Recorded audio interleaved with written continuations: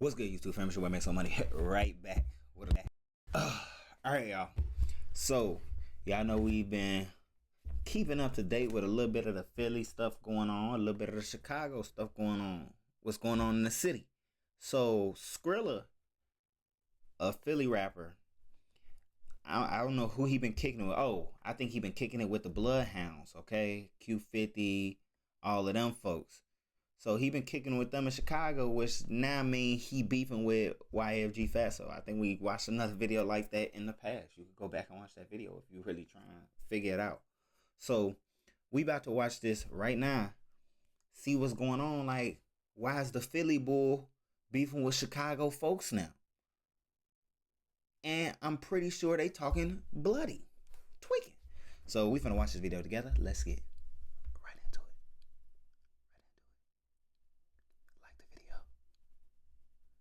Bro, like the video, and then subscribe, and then we gonna get into the video. I bet.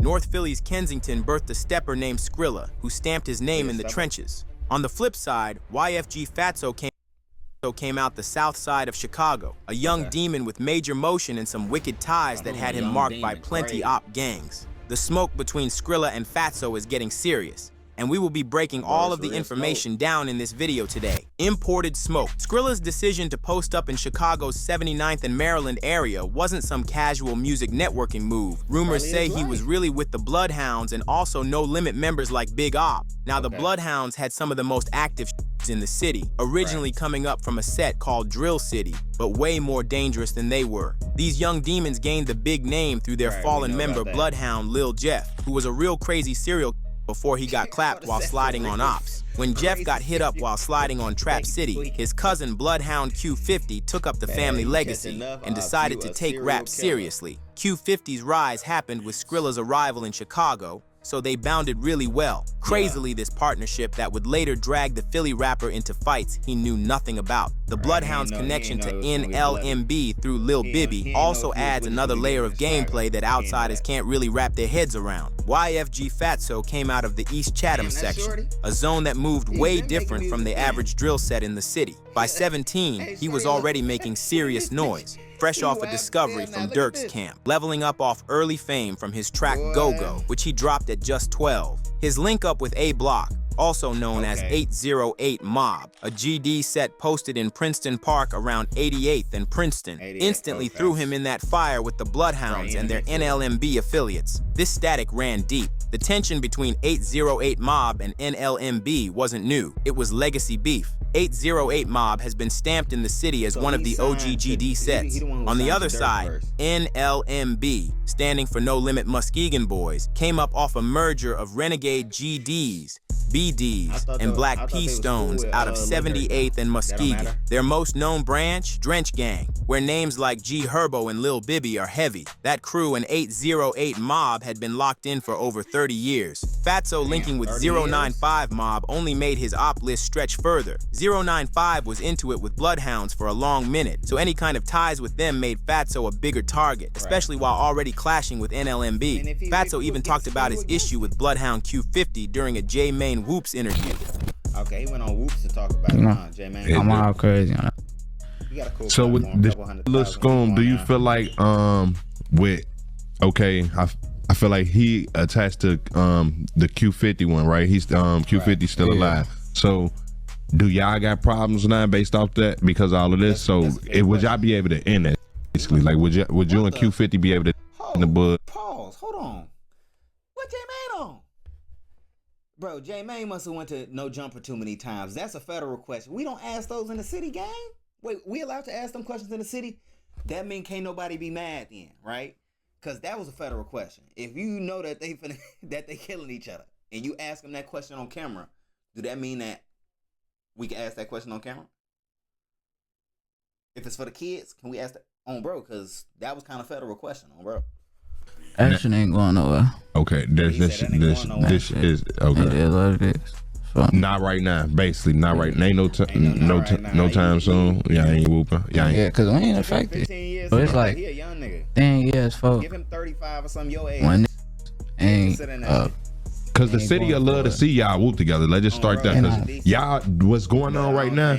That's when I just said like, damn, that shit had me at Our Generation so much. It's like I'm seeing a repeat us back then. I'm like, hell no. It's really just like, look.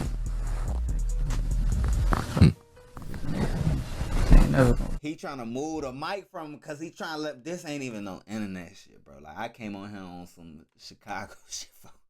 He coming here on some no jumper DJ flat. Oh, he on that type of time. He like chill, cool. So that is what that is. You know, on some one-on-one shit on. That ain't for the internet, but that's me and you. That's just.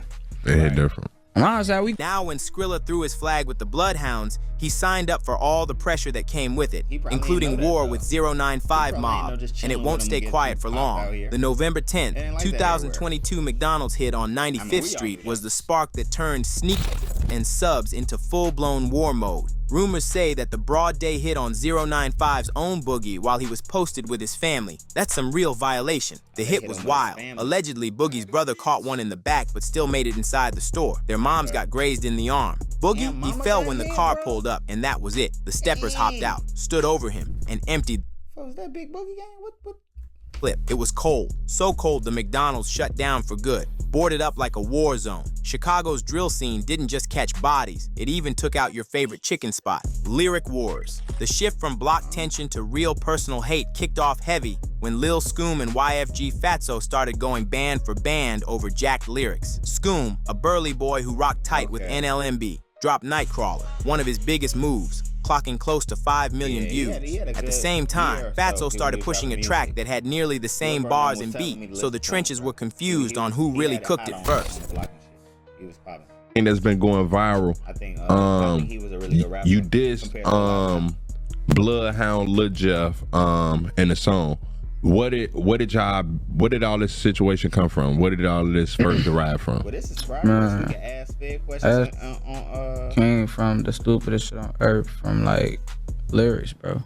They beefing over lyrics. So this not a real beef. It wasn't even like lyrics, bro. Like I'm a real chill ass for like me personally. And they go down. He was mad over lyrics. Why y'all ain't tell me that? They little shorty, dark skin old shorty, Scrum shorty. He was mad over lyrics for about a song. Scrum shorty. He was mad over lyrics about a song that I been had. You know Princeton freestyle. Princeton. Right. Yeah, fact. You know his Nightcrawler song. I'm like, you calling about some lyrics. Tell him like, blood, look. I been made that song like a year before I dropped it. All the songs that's viral and all the songs I got on my YouTube. I just started dropping new songs. All old as hell. Like I got hella songs. I got a big ass catalog for. So I'm telling you, like, gang, I been had this song before you. I know you took my lyrics for. Your homie was just on the phone with me and told me that you be in the crib listening to my music.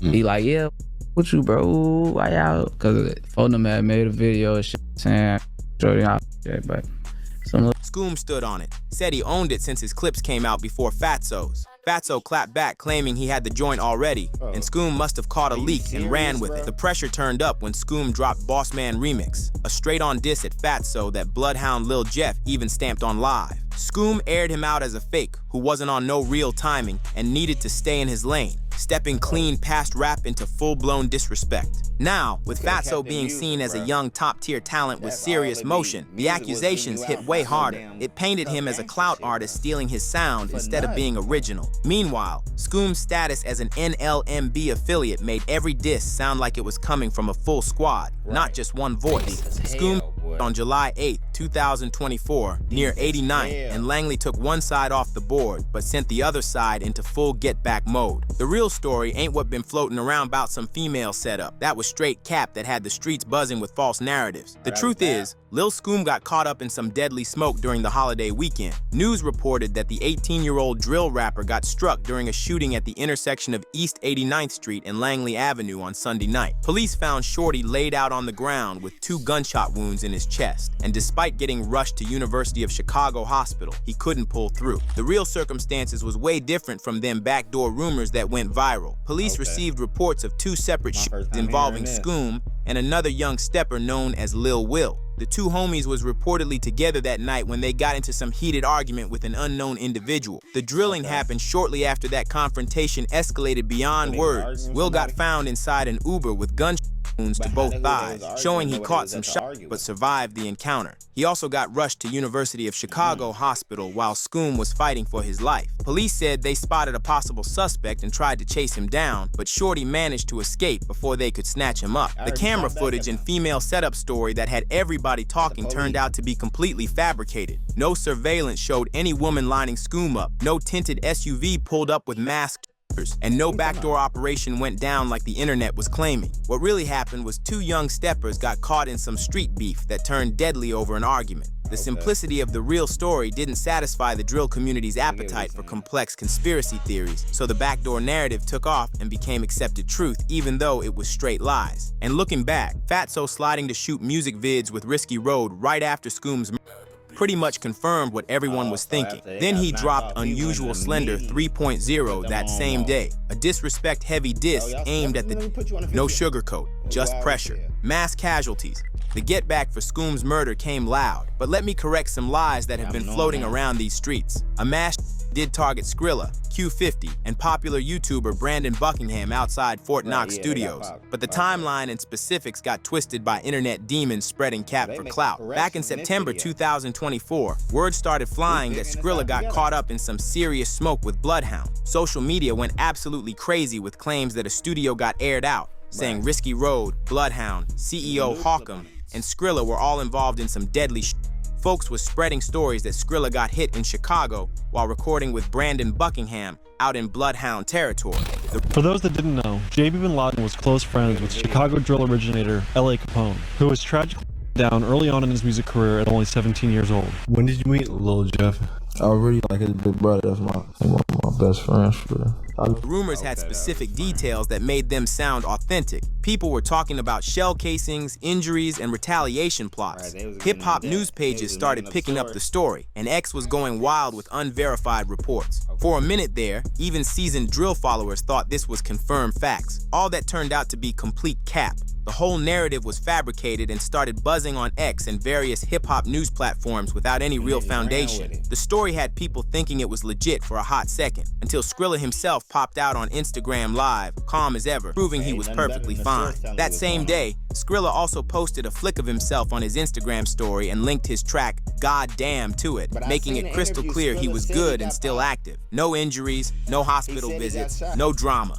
I seen a video of Skrilla literally on an interview like, yeah, I got popped. He said something like, I ain't even the type of nigga to get shot. I was like, damn, I'm shot. I'm like, how you not the type of nigga to get shot? What are you talking about?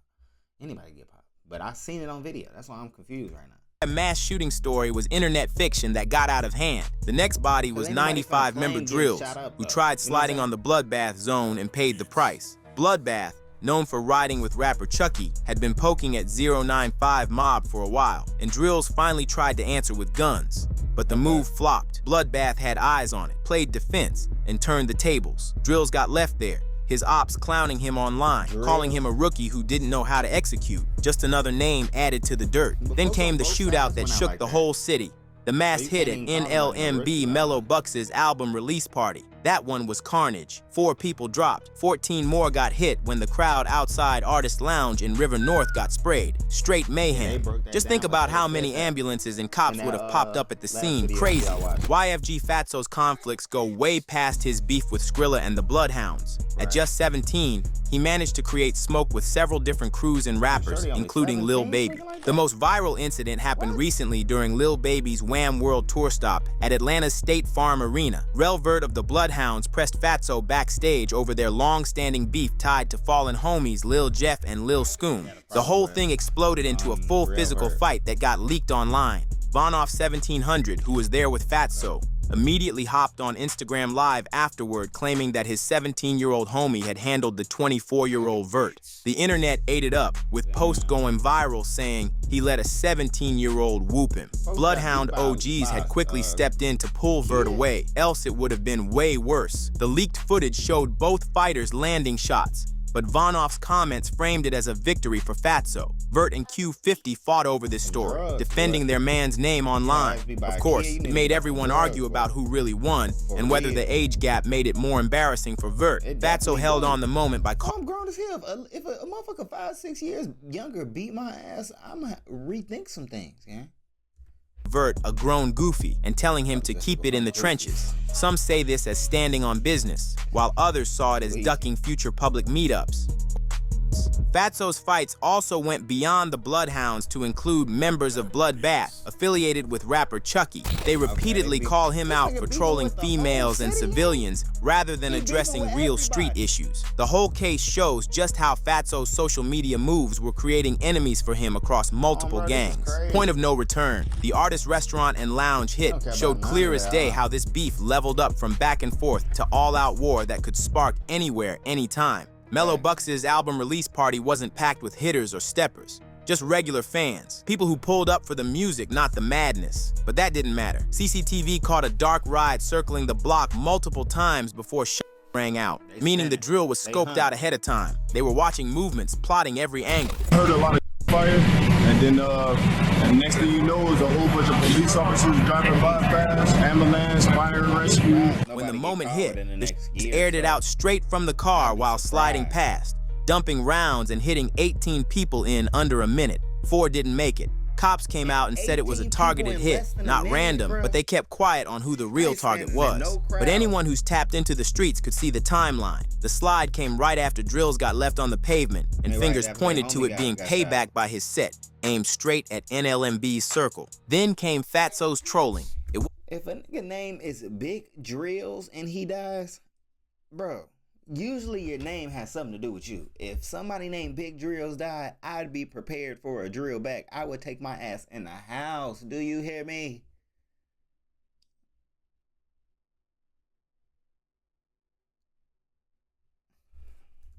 Regular disrespect, it was way out of pocket. He hopped on socials clowning the victims, saying, "Put his ass in the wood too," asking for red lighters to match the It hit a new low, no type of line left. Even Skrilla wasn't with it. Industry heads who were watching from the outside knew what was at stake. Fatso had star potential for real. Wordplay, image, energy, all there. But the street pressure was dragging him down.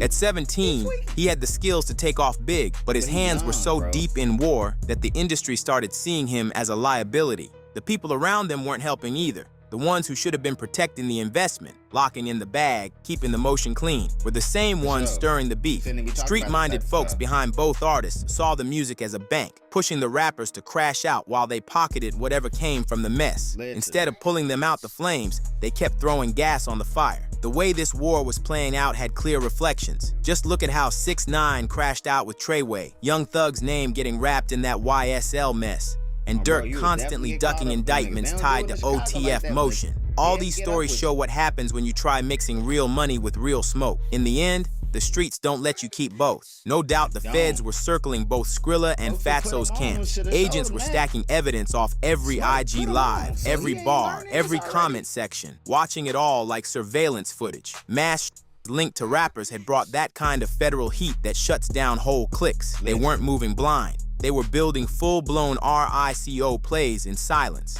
Every diss, every post, every live stream was being stacked like ammo for court dates. What made it sad was that both Skrilla and Fatso had enough raw talent to make it out of the mud for real, but they couldn't let go of the blocks that raised them. Skrilla surviving that Fort Knox hit should have been the sign to lock in on the bag, not spin back. And Fatso catching label looks at just 17 should have been his green light to leave the streets behind. But instead of bouncing, they kept spinning. The age piece made it worse. Fatso was only 17, young, head still forming, and already caught up in murder plots in federal scope. They were both throwing away futures over beefs they didn't even start. Hand-me-down wars passed from older heads. Add in lean, pills, PTSD, and peer pressure, and you got a mix where thinking smart just wasn't on the radar. They were moving off emotion, pride, and pain, nothing else. Meanwhile, the whole world was watching.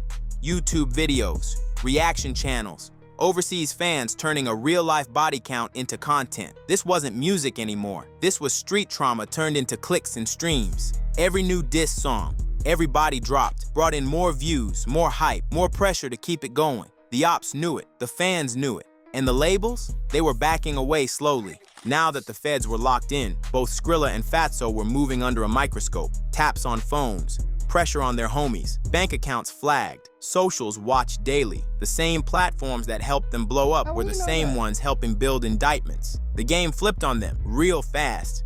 The war had racked up so many bodies that the city couldn't ignore it anymore. Mass shootings, setups, retaliation drills. It had civilians ducking places that used to be safe zones. The artist lounge proved it. Regular people got caught up in a beef they didn't even know existed, and the streets didn't blink. The real problem? Neither Skrilla nor Fatso could separate the street from the stage. They let pride bleed into the music. Labels weren't trying to sign heat magnets. No one wanted to invest in artists tied to bodies and feds. The authenticity that made their bars hit hard was also what made them look too dangerous to touch. The cycle was endless. One hit led to another. One diss brought more blood. Every action had a counteraction. And peace? That was dead.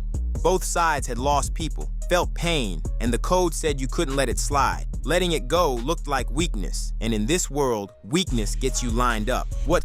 No, I ain't gonna lie, bro. Like, bro, they having plenty of chances to change the way that this going, especially Fatso and Skrilla being main rappers with the potential to be more and all that. To be trying to kill people is crazy.